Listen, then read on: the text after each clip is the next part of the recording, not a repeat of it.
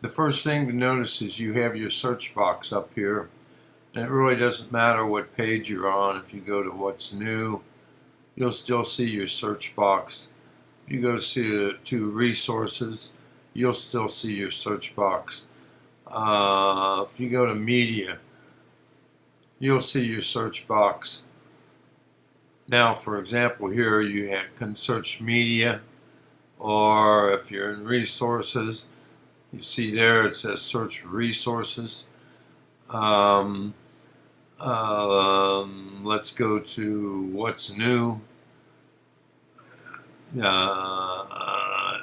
come up here to this search box here. First of all, notice here it says search by, and you can see it's sort of grayed out member. If I say I want to do a name, if you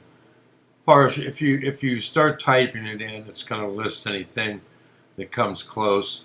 And if I do that, it'd be by Sydney. I'll get the same results, so I'll show you also if you come over to advanced search. You also have the same thing, posted by, and you notice I'm leaving the keyword blank, nothing in there. So I want anything posted by Sydney.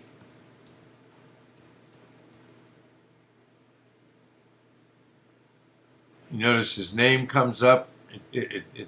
Sometimes there's a short delay because it has to talk back to the database.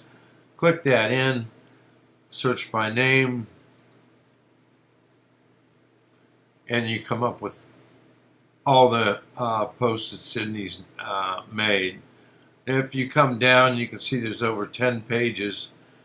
There probably is a limit as far as, I think that any search is cut off at 200 actual results. Now you can change that if you come up to search and you do an advanced search. Then you could put, for example, newer than. Doesn't give an older than, but you do have a couple options. And of course up here, search everything. Do you want to just search threads? Do you want to just search media, resources? There are no profile posts. We don't use them.